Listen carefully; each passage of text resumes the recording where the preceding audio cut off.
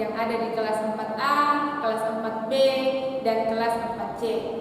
Kita berjumpa kembali di pembelajaran kita hari ini, tema 2, subtema 3. Sebelum kita memulai pembelajaran kita hari ini, mari kita meminta pertolongan kepada Tuhan, kita berdoa. Tuhan Yesus, terima kasih atas penyertaan yang selalu Engkau nyatakan di dalam kehidupan kami.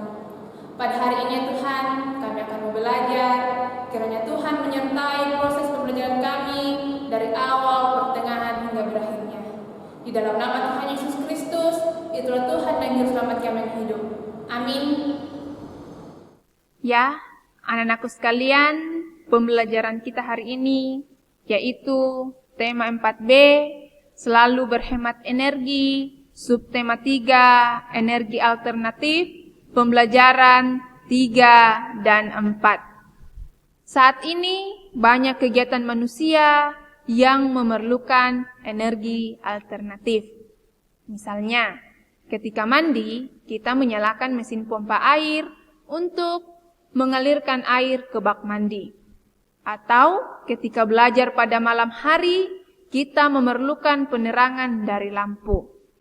Saat ini, pembangkit listrik di Indonesia masih menggunakan bahan bakar fosil sebagai sumber energinya. Nah, anak-anakku sekalian, jika kita menggunakan listrik tanpa batas atau terus-menerus, maka persediaan bahan bakar fosil akan semakin menipis, sehingga energi alternatif perlu dikembangkan. Kita lanjut, manfaat lemon sebagai energi listrik. Nah, energi biofuel dihasilkan oleh bahan-bahan organik untuk dijadikan sebagai sumber energi alternatif. Nah, anakku bisa memperhatikan gambar berikut. Nah, tumbuhan jarak dan buah lemon juga dapat dijadikan sebagai sumber energi alternatif. Nah, buah lemon ini dapat menghasilkan listrik. Nah, anakku bisa membuka bukunya atau memperhatikan bukunya di halaman 92 dan 93, yaitu tentang manfaat lemon sebagai sumber energi listrik. Nah, adapun cara membuatnya, yang disiapkan yaitu lemon, kawat tembaga, paku atau potongan seng, kabel penjepit, dan lampu LED kecil. Nah, langkah kerjanya yang pertama, tancapkan kawat tembaga dan paku atau seng pada lemon. Kemudian yang kedua, tembaga sebagai kutub positif dan paku atau seng sebagai kutub negatif. Hubungkan kedua kutub dengan kabel penjepit. Anak-anakku bisa memperhatikan langkah membuat atau langkah kerja dalam membuat baterai lemon di halaman 93. Kemudian langkah yang ketiga, buatlah rangkaian dengan menghubungkan kabel penjepit. Perhatikan kutub positif dan negatif pada kabel yang sudah terhubung. Kemudian yang keempat, hubungkan rangkaian kabel pada lampu LED kecil. Nah, anakku sekalian, itulah cara membuat baterai lemon yang dapat menghasilkan listrik. Anak-anakku sekalian, kita memerlukan sumber energi alternatif untuk memenuhi kelangsungan hidup kita. Nah, sumber energi alternatif adalah sumber energi yang dapat diperbarui dan ramah lingkungan untuk menggantikan sumber energi yang tidak dapat diperbarui. Alam menyediakan berbagai sumber energi alternatif yang tidak akan habis. Nah, biofuel adalah bahan bakar yang terbuat dari makhluk hidup.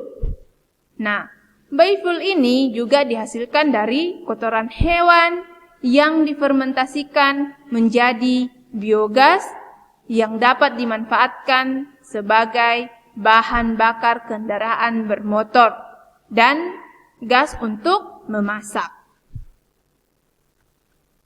Nah, anakku sekalian, meskipun berasal dari energi terbarukan, kita harus tetap menggunakan energi dengan bijak.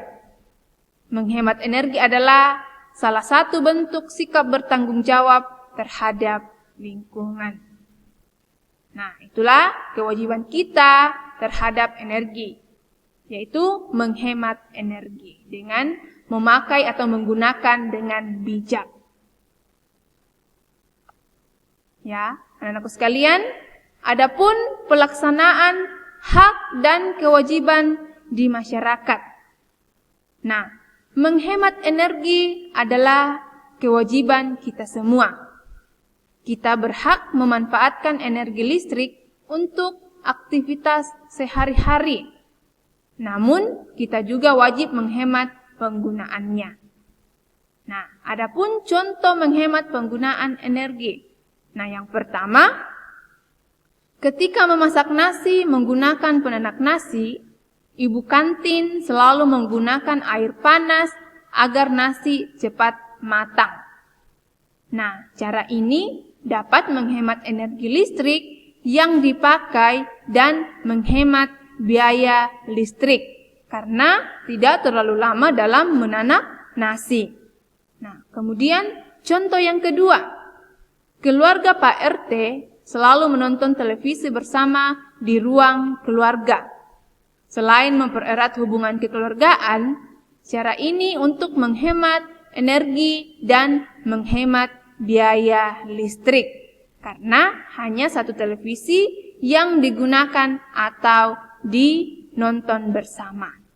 Kemudian contoh yang ketiga, keluarga Bu Rati selalu pergi bersama-sama dalam satu kendaraan.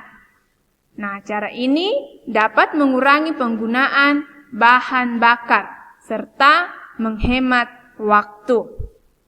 Jadi, jika keluarga Ibu Rati masing-masing menggunakan kendaraan, maka akan memboros energi. Nah, anakku sekalian, itulah beberapa contoh menghemat penggunaan energi. Kita lanjut tentang teks petunjuk dalam bentuk poster. Nah, teks petunjuk dapat dibuat dalam bentuk poster. Nah, poster berisi ajakan yang biasanya dipasang di tempat umum, mengajak orang lain untuk ikut menghemat energi. Juga termasuk kewajiban setiap orang. Nah, salah satu cara ajakan adalah menggunakan poster.